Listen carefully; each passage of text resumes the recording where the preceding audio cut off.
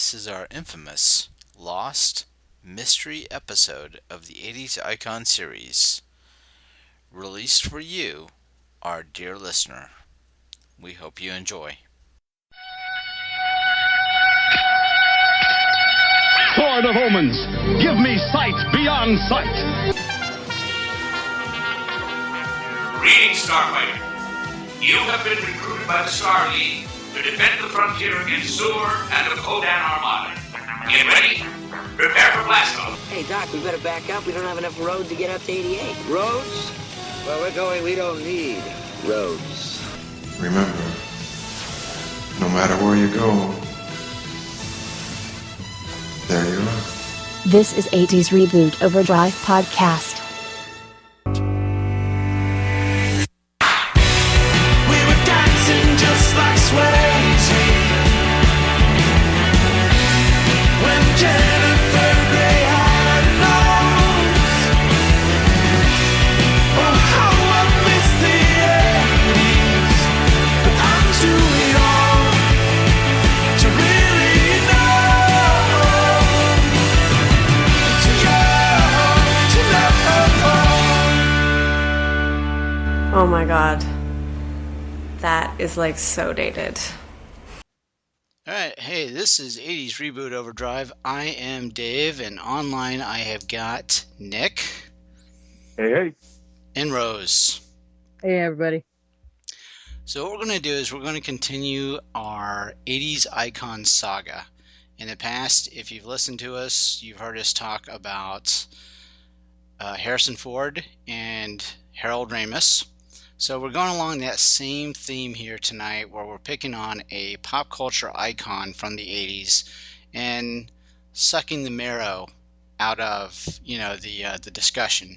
So tonight we are going to be picking on a Mr. Michael J. Fox. And he really didn't do a lot in the 80s, so I don't know if this is going to be a long conversation or not. Yeah. I know. He was only at like one or two sessions, Yeah. So what I'm going to do is I've got IMDb open. I am going to be running through very quickly through his filmography in the 80s. But what I want you to do is, as I'm doing this, keep in mind he was working on Family Ties from 1982 to 1989. All right, so keep those years in mind. Starting in 1980, he was in something called Midnight Madness. 1980, Family. 1980, Here's Boomer. 1980, Trouble in High Timber Country. 1981, Trapper John M.D. 1980-1981, he was in Palmerstown, USA. Now this is 1982, so this is when he started to work on Family Ties. He's also doing Teachers Only. In 1982, also did Class of 1984. 1983, The Love Boat. 1983, High School USA. 1984... Let's see, where are we at? We're at Don't Ask Me, Ask God, TV movie. Night Court, TV movie in 85. He did Poison Ivy. 85, a little movie called Back to the Future. Same year, he decides to do Teen Wolf.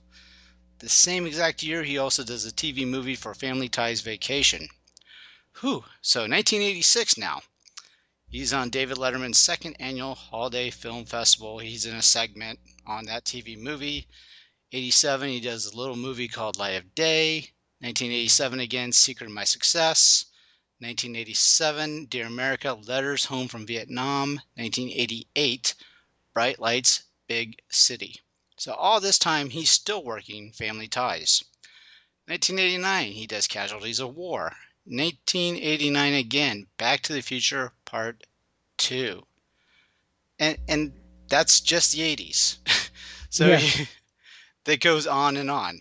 A busy little guy. Yeah, exactly. How did this guy do this? He's Canadian. And the Diet Pepsi. I think a lot of Diet Pepsi. I'm sure. Yeah. Judging by the commercials, yeah. Yeah, I remember that. So, Nicholas, what is your favorite Michael J. Fox moment in the 80s? Well, given my relative age, and we've had this conversation before, I mean, of course, my family watched a lot of Family Ties that was part of the Thursday lineup, right? Back when? Yes. On NBC? Yes. Yeah. Okay. Must see Thursday. That was the birth of Must See TV Thursday. But of course, and I remember that as a kid, and Alex P. Keaton, and but then as I got older, of course it was everything he did is Marty McFly and Back to the Future. So, but that should come as no surprise to anyone who's ever listened to this show ever. Right. That I've, that I'm beholden to that film series. But I do remember as a kid, like, not really getting that fundamental disconnect between Alex on Family Ties, and then when I went to like a cousin's house and they were watching Back to the Future, and I hear "Holy shit" out of Alex P. Keaton's mouth. I just remember not quite grasping that they were two different characters, and I'm like, oh, wow. Someone needs to tell his parents. So I know Back to the Future is a beloved film series, well, pretty much for all of us. But I mean, if you were for just looking at the 80s, looking at Back to the Future 1 and 2, is there one of those that's your favorite? And do you have a favorite moment within there for a Marty McFly moment? Oh God, that's like making me choose between which family member has to die. I never said that 80s reboot was easy. Or fair, even. I suppose if I had to pick like the classic Marty McFly moment, it would be, of course, when he's going away from Biff's gang on the makeshift skateboard, and Biff has his first encounter with a manure truck. Yeah. That's pretty good. He took that I don't even know what you want to call it. I mean, it was a skateboard, but the thing that had like the box on it, and he ripped it off and then acted as a skateboard. Well, it was scooter. It was a scooter. Like, wasn't it like a repurposed like apple crate? Yeah. That you could make a scooter out of, and then he tears the crate part off, and it becomes a skateboard. Right. Yeah, that was a good moment. Mm-hmm. What about you, Rose? Well, I'm heavily invested in Michael J. Fox's career in the 80s. So the best moment to me from Family Ties was at the dance where he broke up with his soon-to-be wife. And they played Billy, Vera, and the Beaters, that amazing song that he was known for. Oh, yeah. At this moment.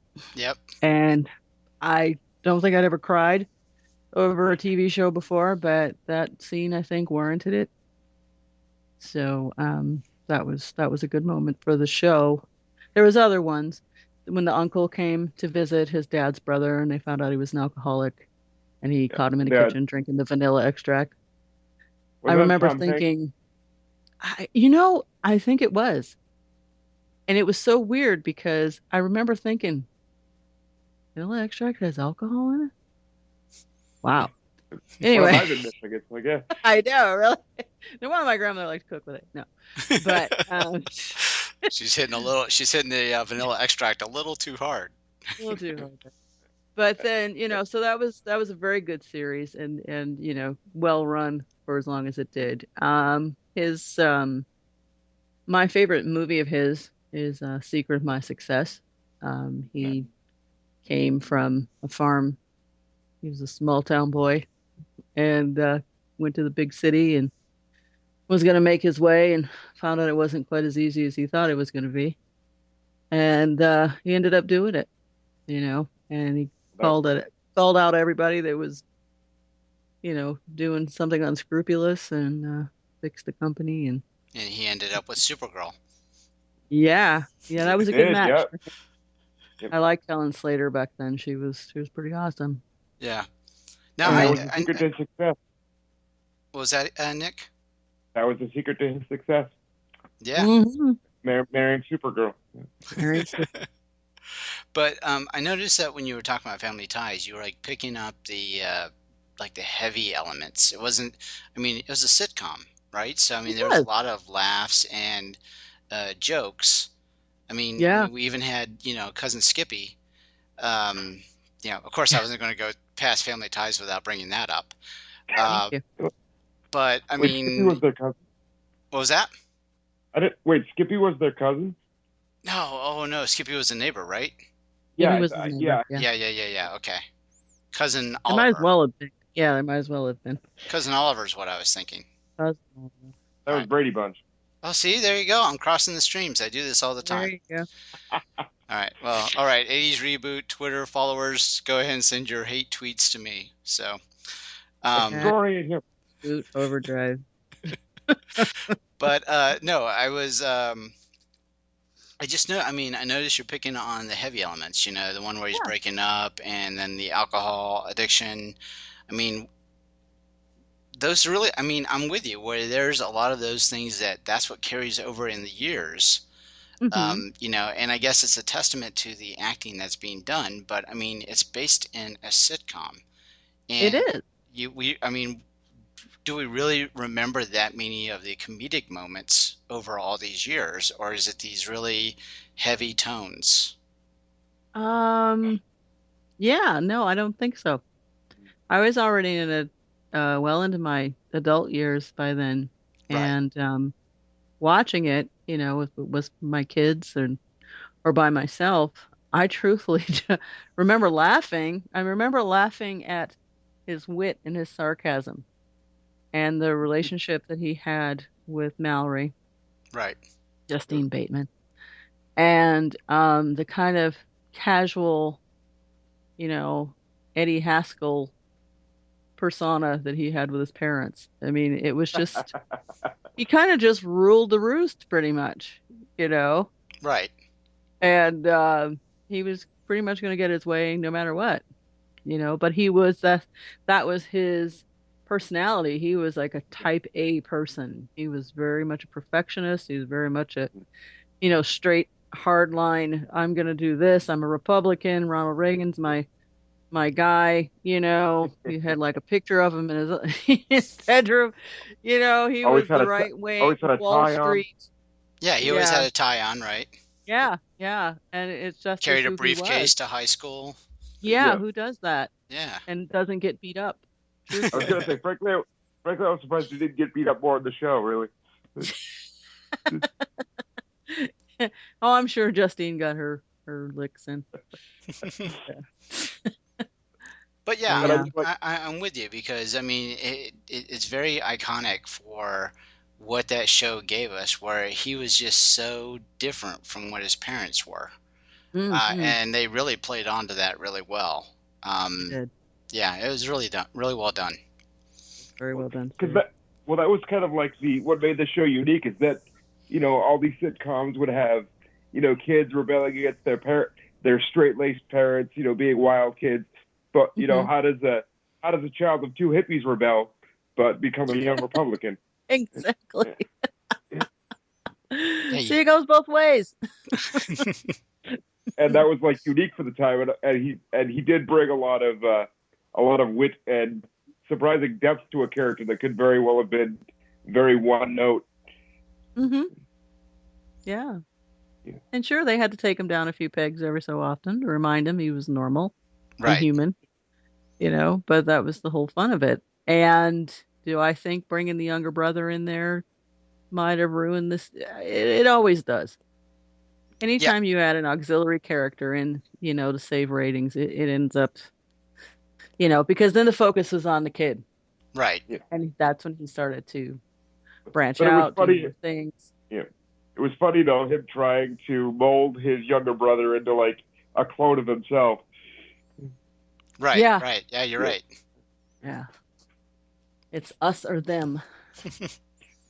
And just a little Back to the Future corollary. I know we keep coming back to this, but they weren't sure if he would be able to, like, they were originally going to let him out of his contract to play Marty, and that's why Eric Stoltz was originally cast. But then Michael J. Fox convinced him that he could do both. He could do the show and he could do the movie. And like I was watching Teen Wolf. the documentary. Yeah. And Teen Wolf. Oh yeah, Teen Wolf's a whole different kettle of fish. But apparently he would like finish Back to the Future and like go to sleep, or he'd finish Family Ties like after an entire day, like maybe nap for an hour and then go shoot Back to the Future and then go do the whole thing over again. How he managed to stay sane at all is a damn miracle, actually. Yeah, the man's a machine. Definitely. Again, Pepsi. It has to be Pepsi. Yeah, it has to be. It totally has to be. So that's been my problem all these years because I'm a Coke fan. Well, I didn't want to say anything, Dave, but You know, it was the choice of a new generation, and you blew it, Dave. I failed the Pepsi challenge.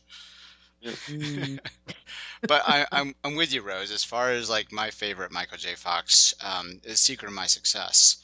mhm. I just really, it was kind of the personification of family ties. You kind of had that rural upbringing and then going to the big city just because, he knew he could do it, and that was, he wanted to be successful. They gave him multiple names: Brantley Foster, Carlton Whitfield. And it was just very humorous the way that the whole thing played out with his uncle and then his aunt and then the relationship with his aunt, and then at the end she ends up being with the guy at the in the mail room. I mean, it was very comedic the way the whole thing went down. Every time he was like in an elevator and he was changing. I know. Yeah, it was And you funny. kept taking your clothes off. Yeah. And then the That was secretary, good. she was just spot on funny. Wasn't she though? Just very Yeah. dry, very New York, very okay, I'll do this. Yeah. And it's probably one of my favorite lines was at the end, Melrose, the mail clerk guy. He's like, um, hey, I need both of you guys' help. And he's like, can I get in trouble for doing it? He says, yeah, I'm in. Yep. Yeah. Pretty much. I don't know. After going through all that spiel about this is what you can't talk to the suits, you can't, consort, you don't do this and do that, and it's just like he was just trying to keep his head above water. And once he found out that there was a way for him to get out of there, he's like, sure, let's do this. So yeah, it was a good movie.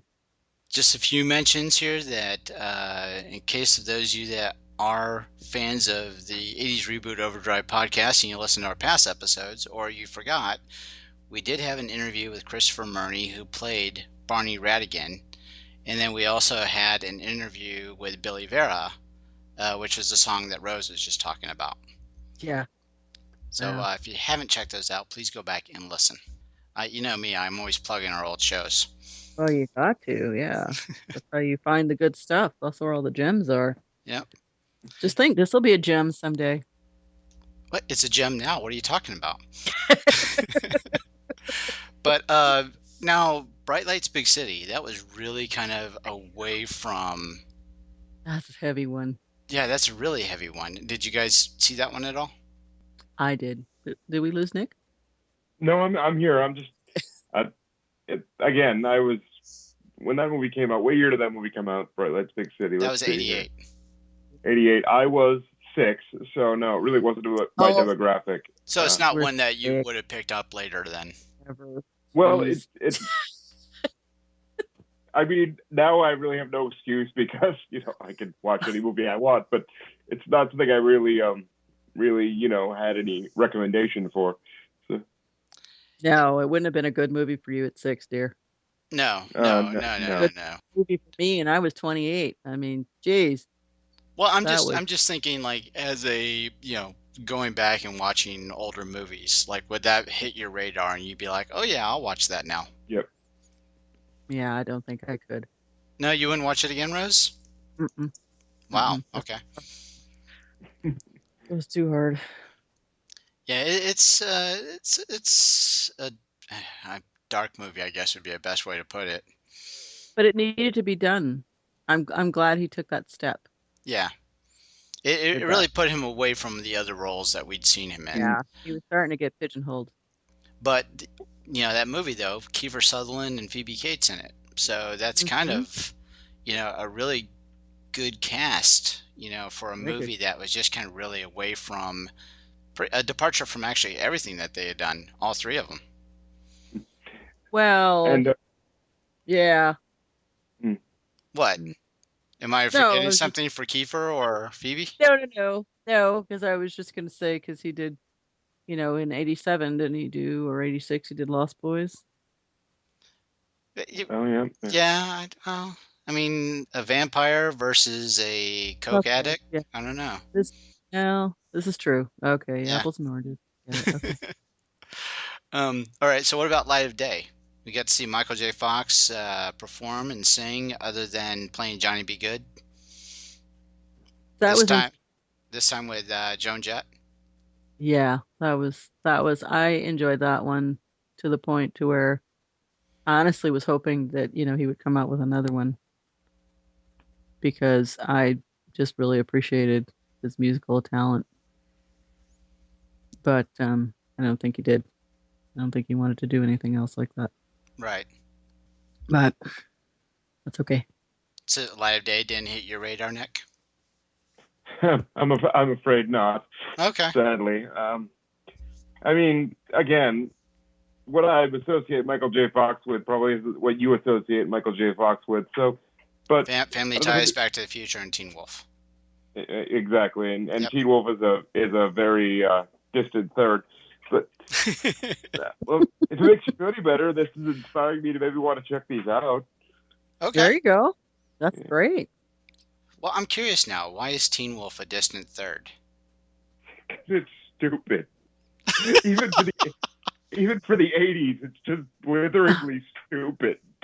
Okay, we've all been through high school, and I can't speak for my co-hosts, but I know what I looked like in high school, and that was bad enough. And if I looked like he did as a wolf in high school, I wouldn't be like getting fans and playing basketball. They didn't make T-shirts about you? Come on. I thought everybody had that problem. No. If anything, I tried to be less conspicuous in high school, but yeah, it was like, even just for an 80s concept, it was pretty silly, and he wasn't really a badass werewolf. Let's get real. This is true. No, he wasn't, and I don't know if that was supposed to be that way. I know, but he's a werewolf. Come on. I understand that, but okay, so let's take it to the next level.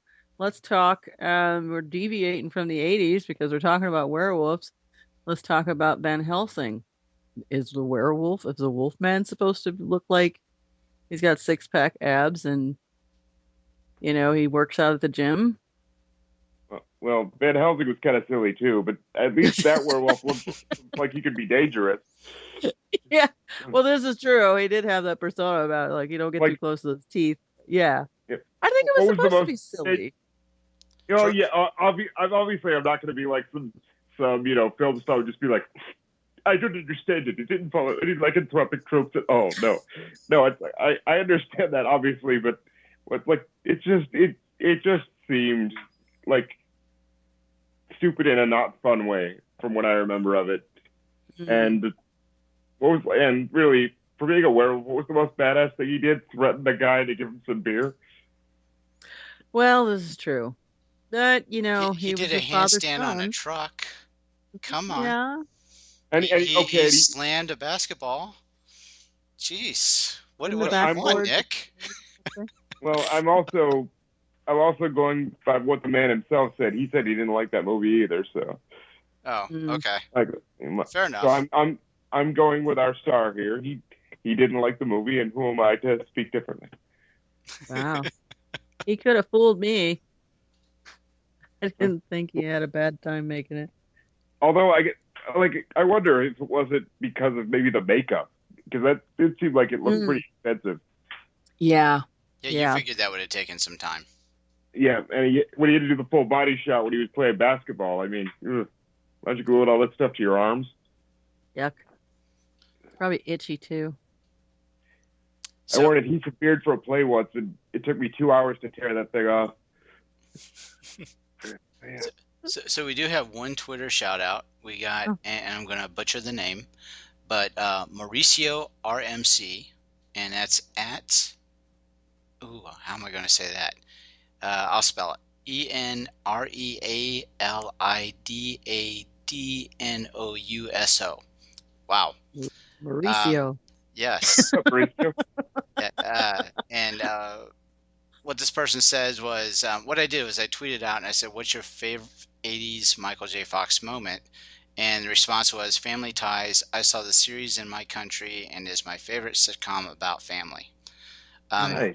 Yeah, I gotta agree with that. I mean, when you think sitcoms that are kind of, a good family dynamic from the 80s, almost the first one that pops in my brain is Family Ties, before the Seavers. Let's say, Growing Growing pains. Pains, right. Yeah. Yeah. I like Growing pains. Well, I mean, I all I said was I think about it, but Family Ties is going first in my brain. Yes. And every time I think Family Ties, I always think, sit, Ubu, sit. Good dog. Yeah. Yeah. Totally. Rest in peace, Ubu. Yes. All right, so parting thoughts on Michael J. Fox. Nick, you got anything? So, Doc, let me get this straight. You're telling me you built a time machine out of a DeLorean? Outstanding. What about you, Rose? Total 80s hottie. A hottie? Wow, okay.